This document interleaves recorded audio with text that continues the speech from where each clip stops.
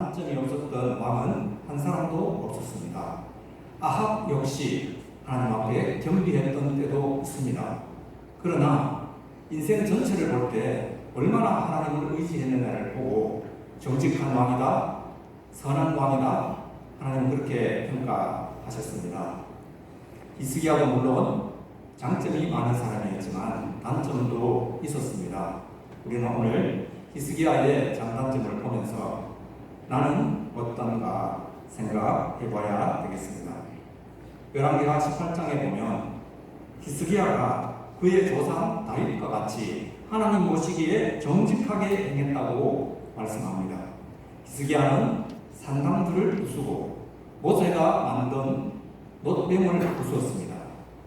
오늘날로 말하자면 예배당에 있는 십자가 형상을 떼버린 거예요. 십자가의 십자가의 의미는 중요하지만 십자가 자체가 우상화될 수 있기 때문에 그는 놋뱀을 부수어 버렸습니다. 한마디로 말하면 그는 보이는 것을 의지하지 않고 하나님만 의지한 사람입니다. 역시 열왕기하 18장 5절에 히스기야가 이스라엘 하나님 여호와를 의지하였는데 그의 전후에 유다 왕 중에 그런 자가 없더라. 전무후무하게 하나님을 의지했던 사람, 철저히 종교개혁을 했던 사람. 그런데 역대하 32장 1절에 보면 이 모든 충성된 일을 한 후에 아수르 왕 산헤립이 유다를 침공합니다. 언제요? 하나님께 충성을 다했는데 나라에 위기가 왔습니다. 신앙생활을 열심히 했는데 큰 시련이 왔습니다. 어떻게 이런 일이 있을 수 있습니까?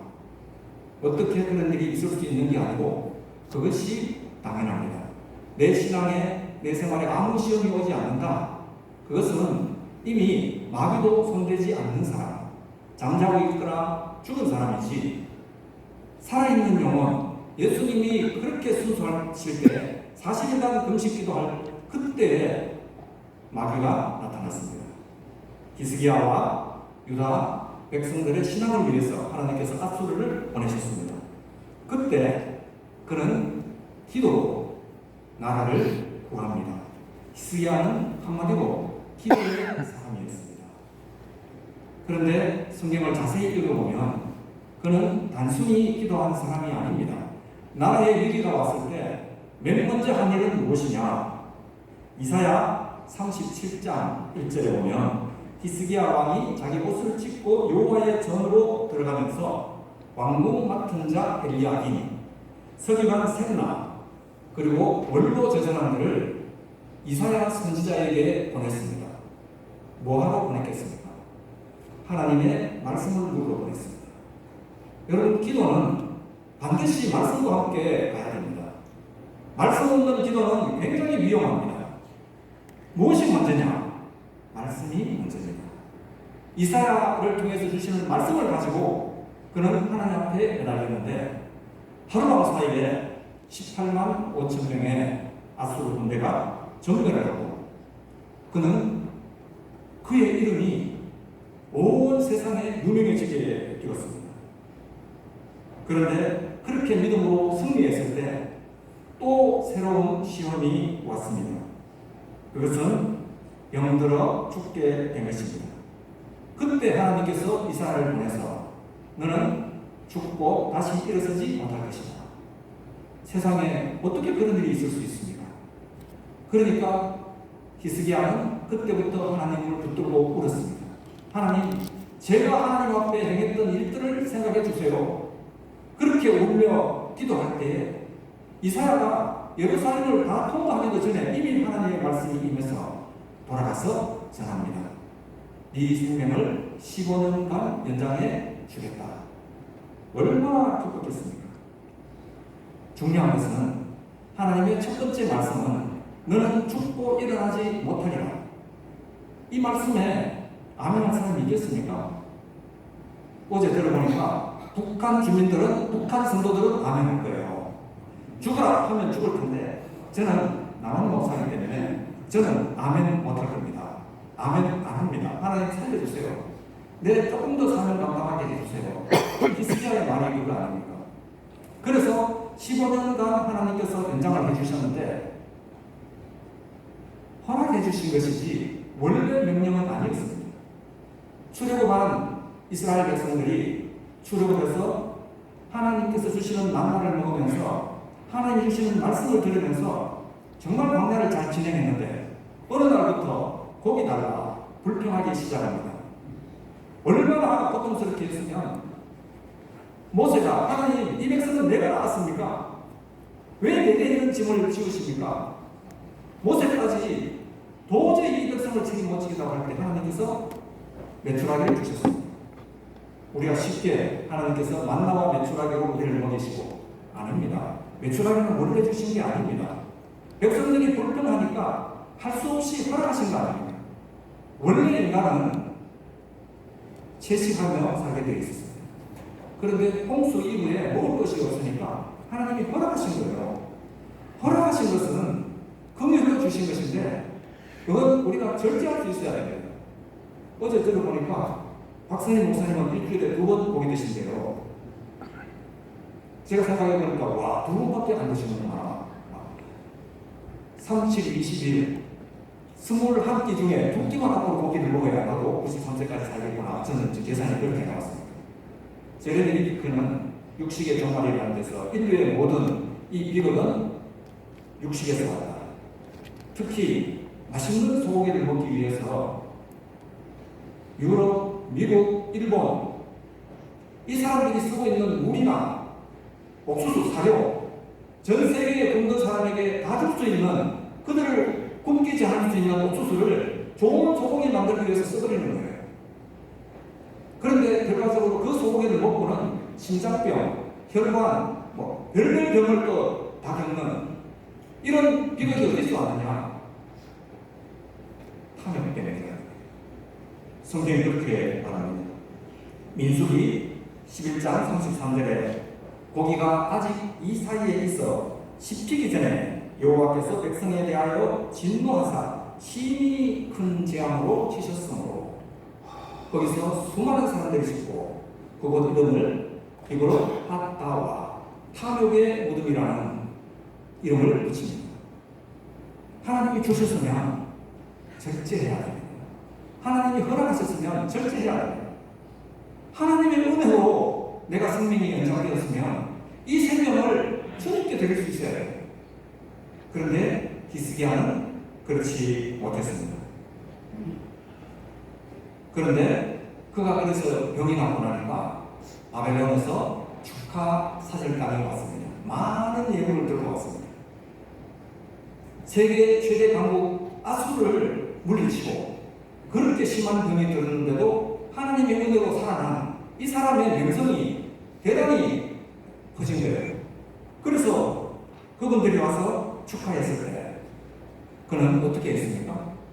분명히 하나님의 은혜로 제가 이렇게 살았습니다 라고 시작했을 거예요. 간증 조심해야 됩니다. 제 간증 잘 안 합니다.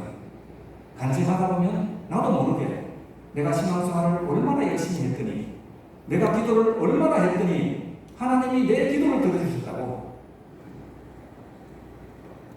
기도의 능력이라는 말을 자주 하는데요. 저는 기도에는 능력이 없다고 생각합니다. 그 말은 정말 조심해야 되는 말이에요.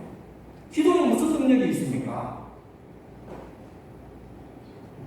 우리의 기도를 응답해 주시는 참 좋으신 하나님께 능력이 있는 것이 우리 기도에는 능력이 없어요. 기도를 들어주셨으면 이건 하나님의 능력이에요. 그런데 히스기야가 하나님께 구한 것은 하나님 나는 아무 자격이 없습니다. 그러나 저를 살려주세요 이렇게 기도하지 않고 제가 하나님 앞에서 어떻게 살았는가를 생각해 주세요. 자기도 모르게 내가 하나님 앞에 신앙생활 잘하는 그걸 근거로 기도했지 않습니까? 그러다 보니까 이게 자랑으로 가게 됩니다. 온갖 자랑을 다 했습니다.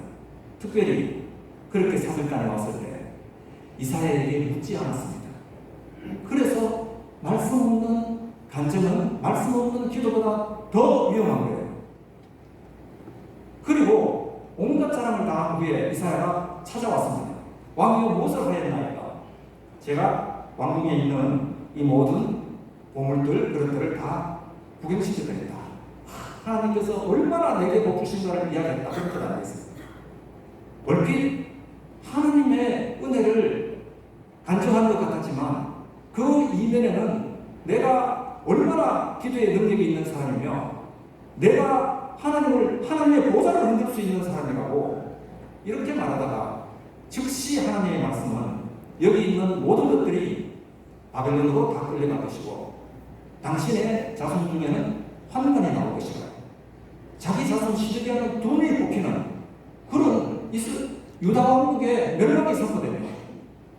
그제서 히스기야는 하나님의 말씀이 선하십니다. 아멘. 아멘 하고 그러나 내 대에는 이 일이 일어나지 않게 하옵소서. 오늘 본문이 그런 얘기입니다. 그가 하나님 앞에 교만을 유치고 예루살렘 주민들도 그와 같이 하였으므로 여호와의 진노가 히스기야의 생전에는 그들에게 내리지 아니하였다.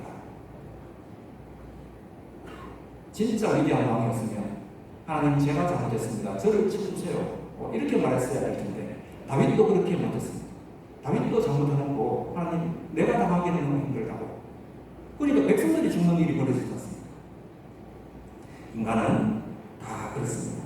자, 그리고 히스기야 이후에 유다 왕국은 점점 쇠퇴하기 시작하는데 누구 때문에? 자기가 낳은 므낫세 때문에. 히스기야가 15년간 생명 연장되면서 한 일은 딱 하나밖에 없습니다. 므낫세를 낳았습니다. 므낫세 때문에 유다 왕국이 멸망하게 됩니다. 나중에 히스기야의 증손자 므낫세의 손자 중에 위대한 왕이 나옵니다. 단 성경상으로는 단 하나의 단점도 없는 요시야 열왕기하 23장 25절에 보면 요시야와 같이 마음을 다하며 뜻을 다하며 힘을 다하여 여호와께로 돌린 왕은 그의 앞에도 없고 그의 후에도 없더라. 그러나 하나님께서 유다를 향하여 진노를 돌이키지 아니하셨으니 이는 므낫세가 여호와를 경노시켰기 때문입니다. 요시야는 정말 순수했던 왕입니다. 그런데 요시야가 여자지 않습니까? 성경에 보면 요시야가 하나님의 진노를 오지 않도록 하나님이 일찍 데려가신 거예요. 자기 자손 중에 그렇게 하나님밖에 몰랐던 사람을 일찍 죽게 만든 사람은 므낫세. 그 므낫세를 기도해서 15년 연장될 때 나왔다는 말입니다. 여러분, 우리가 하나님의 보좌를 흔들어서 하나님의 뜻을 바꿀 때는 진짜 조심해야 된다고 생각합니다. 그러면 그 위대한 히스기야가 왜 그렇게 됐습니까? 한마디로 말하면 말씀을 의지하지 않았기 때문에. 말씀을 붙들고 기도했을 때 하나님의 역사가 일어났는데 말씀에 아멘하지 못하고 기도해서 므낫세를 하고 말씀 듣지 않고 함부로 간증하다가 교만해져서 하나님의 진노를 받게 되었습니다. 성도의 모든 형통은 말씀의 형통입니다. 오늘 본문에도 히스기야가 기혼샘을 막아서 그 아래 다윗성 서쪽으로 곱게 끌어들였으니 히스기야가 그의 모든 일에 형통하였다. 좀 이따가 말씀드리겠습니다. 아니, 물을 적군에게 뺏기지 않고 우리에게 가져오는 게 당연하지. 근데 그 일을 했다고 형통하더라. 기혼샘은 그저 물 하나 안 뺏기고 안에 가져왔다 그런 정도의 뜻이 아닙니다. 여러분, 하나님이 가장 사랑하셨던 왕 다윗 1생 1대에 두세 번의 죄를 범합니다. 그중 가장 큰 죄는 밧세바와 우리아 사건입니다. 그 사건이 있고 난 후에 하나님께서 나단 선지자를 보냅니다. 나단 선지자의 말은 사무엘하 12장 9절에 네가 여호와의 말씀을 업신여기고 나보기에 악을 행하였느냐? 네가 칼로 햇사람 우리아를 죽이고 그의 아내를 빼앗아 내 아내로 삼았도다. 이제 네가 나를 업신여기고 뭐라고요? 하나님의 말씀을 업신여긴 게 하나님을 업신여긴 겁니다. 반대로 말하면 하나님의 말씀을 귀하게 생각하는 게 하나님을 귀하게 생각하는 거예요. 다윗이 하나님의 하나님의 말씀을 업신여기자 그는 범죄하게 됐습니다. 여러분, 그 위대한 왕 다윗이 하나님의 말씀을 업신여기고 범죄했다면 우리는 어떻겠습니까? 성경에 나오는 여러분들의 모든 형통은 말씀의 형통입니다. 군대왕국, 유다왕국 3대 왕 아사, 그는 어머니가 우상을 섬기자 어머니의 태후 위를 폐했던 사람입니다. 하나님이 대단히 기뻐했던 사람입니다. 그런데 그가 실수를 한 번 합니다. 북이스라엘이 쳐들어오자 아람에게 동맹을 맺으면서 이스라엘을 물리칩니다. 소위 말하는 외교의 승리를 합니다. 그때 하나님께서 선견자 하나님을 보내서 네가 나를 의지하지 않고 왜 다른 것을 의지하느냐고 책망하자 아사는 하나님을 옥에 가두어 버립니다. 그 이후에 그는 병듭니다. 병들어서도 하나님을 의지하지 않고 의원들만 의지했습니다. 그리고 죽었습니다. 어머니까지 폐위시켰던 그런 순수했던 왕도 하나님의 말씀, 선지자를 우습게 알고 나니까 결국은 죽게 됐습니다. 아사의 아들 여호사밧은 더 위대합니다.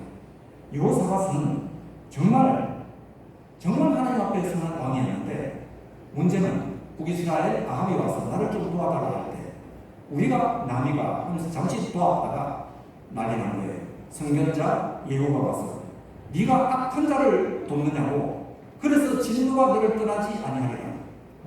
그때 바로 아멘했습니다. 여호사밧은 그 말씀에 아멘을 하고 그때부터 왕이 유다 전쟁을 돌아다니면서 하나님의 말씀을 전하기 시작했습니다. 온 백성들을 여호와께로 돌아오게 했더라. 역대하 20장 20절에 그는 유다와 예루살렘 주민들아 내 말을 들으라. 너희는 너희 하나님 여호와를 신뢰하라. 그리하면 견고히 서리라. 그의 선지자들을 신뢰하라. 그리하면 형통하리라. 여러분, 하나님의 선지자를 신뢰하는 게 하나님을 신뢰하는 겁니다. 선지자들에게 잘하라 그런 뜻이 아니고 선지자가 전하는 말을 신뢰해야 될 거 아닙니까? 다시 말하면 하나님은 말씀으로 이 땅에 오셨어요. 우리가 구체적으로 어떻게 하나님을 의지합니까? 하나님의 말씀을 의지하는 게 하나님을 의지하는 것입니다. 그 이후에 민족 중흥을 일으켰던 우시아 왕도 형통했던 왕입니다. 역대하 26장 4절에 보면 우시아가 그의 아버지 아마스야의 모든 행위대로 여호와 보시기에 정직하게 행하며 하나님의 묵시를 아는 스가랴가 사는 날에 하나님을 찾았고 그가 하나님을 찾는 동안에는 하나님이 그를 형통하게 하셨다. 뭐라고요? 스가랴라는 선지자가 있어가지고 묵시를 잘하는, 하나님의 말씀을 잘하는 스가랴와 함께할 때 그가 형통했습니다. 그런데 그 이후에 스가랴가 죽고 우시아가 의지할 선지자가 없었습니다. 말씀이 없었습니다. 그러니까 어리석어지고 교만해져서 그 다음에는 성전도 무시하고 제사장도 무시하고 제사장의 능력을 침범해버렸죠. 본인이 분양을 했습니다. 그리고 어떤 일이 벌어졌습니까? 문둥병이 되어서 폐위되고 폐병되어서 죽었습니다. 죽고도 열조의 묘에 들어가지 못했습니다. 우리말로 하면 종묘에도 들어가지 못했습니다. 제사장 중에서도 위대한 제사장들은 종묘에 들어가는데 이 위대했던 왕이 어떻게 그렇게 되었겠습니까? 말씀 의지하지 않았습니다. 여러분, 안타까운 것은 그가 우상 숭배하다가 그렇게 죽고 열주의 묘에 못 들어간 게 아니고 분양하다가 기도하다가 그렇게 된 거 아닙니까? 얼마나 안타까운 일입니까? 여러분, 이 여러분들의 기록은 지나간 기록이 아닙니다. 우리들의 기록입니다.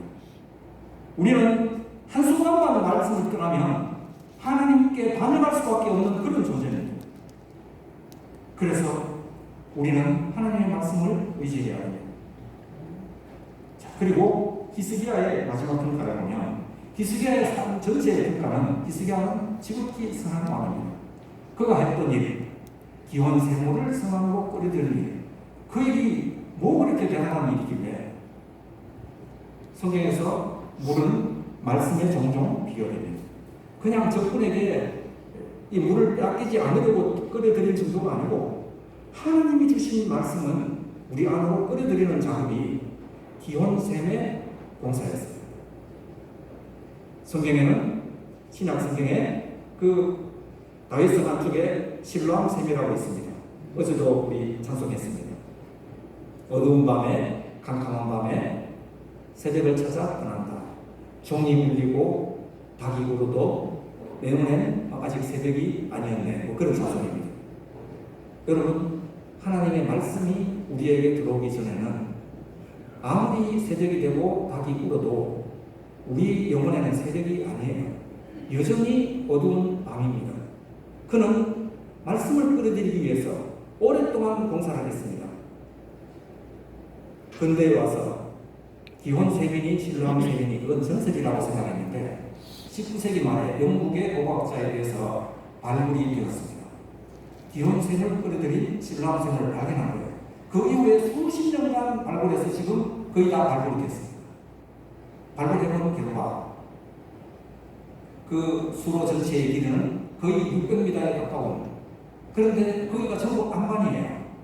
열산 자체가 안반이지 않습니까? 하루에 2m, 3m를 뚫어가면서 양쪽에서 뚫기 시작한 겁니다. 1880년에 실로암 비문을 발견했는데 그 안반 속에다가 새겨진 글이에요. 얼마나 어렵게 이걸 뚫고 있다는 이야기를 합니다. 오늘 본문에는 히스기야가 곱게 뚫었다 되어 있지만 실제로 발굴해 보니까 똑바르지가 않아요. 구불구불해요. 왜? 무슨 개치기가 있습니까? 거의 6개월 이상 시간이 걸립니다. 그래서 마지막에는 보면 저쪽 편에 망치 소리가 들리기 시작한다. 이제 곧 우리는 뚫을 것 같다. 망치와 정을 가지고 그 안반을 뚫어서 결국은 뚫습니다. 놀라운 것은 제가 영상을 보니까 그 안반 밑에까지 나무 뿌리가 내려있다는 거예요. 나무 뿌리는 안반을 뚫고 내려갑니다. 나무는 살기 위해서 뿌리를, 바위를 뚫고 뿌리를 내려요. 심한 가뭄이 오면 여러분 시냇가에 있는 나무는 시드는데 산 위에 있는 나무들이 그대로 있더랍니다. 식물학자들이 이게 뭐냐, 보통 가뭄에서는 시냇가에 물이 있기 때문에 시냇가의 나무들이 풀지 모르지만 심한 가뭄이 와서 시냇가까지 마르면 시냇가의 나무들은 대부분 시들어버립니다. 왜? 평소에 뿌리 내릴 일이 없으니까. 그런데 산 위의 나무들은 이미 뿌리를 깊이 내리고 있습니다. 그래서 그들은 살아가요. 여러분, 우리가 하나님의 말씀에 깊이를 얼마나 뿌리 내리느냐에 따라서 우리 신앙의 정도가 결정됩니다. 엘리야가 불이 날아오는 그런 기적을 행하고 나중에 소진해서 하나님 나를 좀 죽여주세요. 데려가서 했을 때 하나님께서 그를 호렙산으로 부르십니다. 지진이 있었습니다. 우레가 있었고 바람이 있었고 그 속에 여호와께서 계시지 않더라. 그런데 큰 불 후에 미세한 소리가 있었다 했습니다. 우리는 하나님의 미세한 음성을 들어야 돼요. 그 음성을 듣는 한 우리는 넘어지지 않습니다. 과거에 명량이라는 영화가 있었습니다. 최민식 씨가 이순신으로 나왔는데 제가 거기서 좋아하는 대사가 하나 있습니다. 장수들과 백성들을 모아놓고 명량해전할 때 수많은 적군과 우리는 배 몇 척밖에 없는데 그때 했던 얘기가, 만약 이 두려움을 용기로 바꿀 수만 있다면 우리는 이길 수 있다. 여러분, 이 열왕들의 기록을 보면 참 하나님 무서우신 분이에요.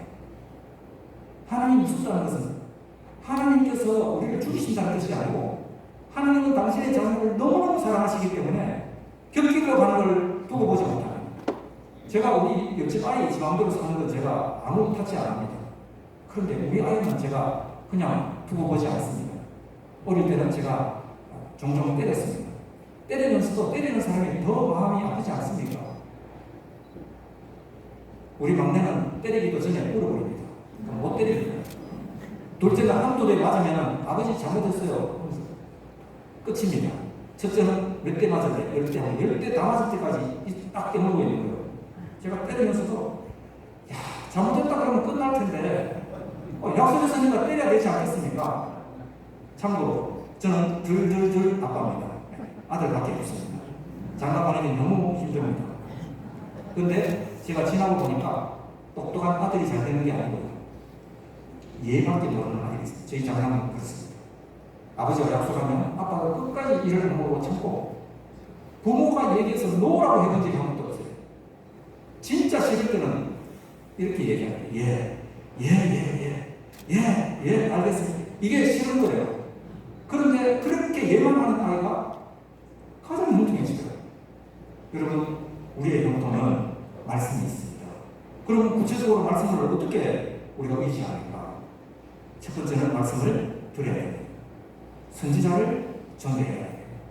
말씀이 들리고 나면, 다른 말로 하면 귀가 먼저 할례를 받아야 돼요. 귀 할례가 왔고, 그 다음에 두 번째는 입에 방언이 터져야 돼요. 입에 방언이 뭡니까? 우리가 은사를 받으면 가장 먼저 하는 일이 바뀌는 일은 말이 바뀝니다. 그동안에 세상 모델을 이야기하던 말이 이제는 하나님의 말을 해야 되지 않겠습니까? 여호수아 1장 8절에도 보면 두려워하지 말라고 계속 말씀했지만 여호와의 말씀을 이 율법책을 내 입에 두라고. 입에 두는 게 뭡니까? 말로 하는 거예요. 여러분 듣기만 하지 마시고 듣는 말씀의 능력이 1이라면 말로 하는 말씀은 100입니다. 이건 국어 선생님들이 거의 하는 얘기예요. 제가 아는 우리 동기 국어 선생님인데 고3까지 논술 국어가 안 되는 애를 불러가지고 집에서 국어책을 큰 소리를 읽는 것부터 시작하더라고요. 그 부모가 뭐 하는 겁니까? 가만히 두세요. 제가 하라는 대로 하게 두세요. 말로 읽어야 됩니다. 시편에 보면 새벽에 작은 소리로 주의 율례를 읊조리나이다. 하나님 저는 내 입으로 주의 말씀을 읊조리나이다. 시편 기자는 수도 없이 그렇게 말했어요. 말씀을 내 입으로 읽어야 돼요. 소돔성에 아침마다 나와서 성문하면서 전도하는 사람이 있었답니다. 노인이 계속 전도를 하는데 아무도 그 소리를 듣지 않아요. 그러니까 그 주민들이 선생님 아무도 듣지 않는데 뭐 때문에 그렇게 전도합니까? 아무도 듣지 않을지 모르지만 이 말씀을 전하는 동안에 나는 소돔성에게 물들지 않는다. 내가 말하면 가장 먼저 듣는 게 누굽니까? 내 영혼이에요. 그래서 기도도 기한 있는 말로 하는 게 좋습니다. 말씀을 하면서 내가 가장 먼저 듣지 않습니까?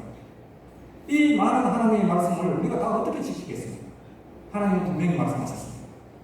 사람이 떡으로만 살 것이 아니오 여호와의 입에서 나오는 모든 말씀으로 살 것이니라. 산다는 게 뭡니까? 순종한다는 겁니다. 그런데 여호와의 모든 말씀을 어떻게 순종합니까? 하나님은 끊임없이 선지자를 보내시고 쉼없이 끊임없이 선지자를 보내셨는데 이 인류의 역사는 그것보다 더 쉼없이 끊임없이 선지자를 박해하고 죽였습니다. 아무리 보내도 우리의 능력으로는 그 선지자의 말을 아멘하면서 받을 수가 없어요. 순종하는 능력은 어디 있습니까? 말씀 자체에 있습니다. 그래서 우리가 입으로 그 말씀을 뱉을 때 말씀이 나로 하여금 그 말씀을 지켜가도록 만듭니다. 내가 말씀을 지키는 게 아니에요. 그래서 예수님은 요한복음 10장에서 너희가 내 안에 거하고 내 말이 너희 안에 거할 때 무엇이든지 구하라. 그리하면 이루리라. 하나님의 말씀이 우리가 하여금 기도하게 만드시고 그 말씀이 그걸 이루어 주세요. 예수님의 마지막 명령. 그러므로 너희는 가서 모든 족속으로 제자를 삼아 아버지와 아들과 성령의 이름으로 세례를 주고 다 아는 얘기입니다. 그 다음에 더 중요합니다. 내가 너희에게 공부한 모든 것을 가르쳐 지키게 하라. 예수님의 마지막 명령은 가서 세례 주는 걸로 끝나지 않습니다. 말씀을 가르쳐 지키는, 다른 말로 하면 말씀 순종하는 게 예수님의 마지막 명령이에요. 그 순종은 말씀 자체가 우리를 이끌어가는 거예요. 그래서 우리에게 하나님의 말씀이 내 발에 등이요 내 길에 비치시는 겁니다. 말씀을 맺겠습니다. 우리가 하나님의 사랑도 체험하고 은혜도 체험하고 너무너무 좋지만 거기서 끝나버리면 우리는 하나님의 명령을 결과만 지키는 거예요. 하나님의 말씀이 우리로 하여금 지키게 하는 것을 내 눈으로 보는 게 이게 신앙생활입니다. 선교사님들, 제대로 된 선교사님들 이야기 들어보세요. 나는 가서 한 게 하나도 없는데 하나님이 선교하시는 것을 내 눈으로 보고 왔다. 그게 하나님의 선교예요. 그게 하나님의 열심이에요. 부활하신 예수님을 만나놓고도 자기 지도로 돌아가서 그물을 던진 건 아닙니다. 저는 성경을 보니까 그렇게 되어 있지 않아요. 12 제자가 최초로 순종한 게 갈릴리로 간 겁니다. 부활 첫날 아침에 여자들이 왔을 때 여자들에게 예수님 말씀하셨습니다. 내가 너희보다 먼저 갈릴리로 가라. 내 형제들을 만나거든 갈릴리에서 나를 보내라고 전해라 그랬습니다. 2번이나 그렇게 말씀하셨어요. 그러니까 제자들이 예수님 말씀에 순종해서 갈릴리에 간 거지 예수님을 떠나서 간 게 아니에요. 예수님을 순종해서 갈릴리까지 갔습니다. 그 다음에 예수님을 기다리는 동안에 그냥 그물질을 한 것뿐이에요. 제자들의 그 작은 순종에서부터 그때 예수님이 오셔서 사명을 주셨습니다. 네가 나를 사랑하느냐? 내 양을 치라고. 그리고 마지막 명령으로 주신 게 예수님의 지상명령. 내가 너희에게 분부한 모든 것을 가르쳐 지키게 하라. 우리에게 주시는 말씀입니다. 기도하겠습니다. 하나님 아버지 감사합니다. 하나님은 우리에게 성령을 주셨고 성령 충만한 선지자들이 그저 성령 받아서 하나님의 말씀을 전한 것이 아니라 베드로 사도의 말씀처럼 선지자들이 성령 받고 부지런히 연구하고 상고하였다고 했습니다. 하나님 우리는 성령 받아서 주님의 말씀으로 돌아가게 하여 주옵소서. 그리고 그 말씀의 능력으로 내 삶이 바뀌는 것을 보게 하시고 하나님을 의지하는 것이 이 말씀을 의지하는 것임을 알고 날마다 주의 말씀을 입으로 선포하는 저희가 되게 하옵소서. 감사하며 예수님 이름으로 기도합니다. 아멘.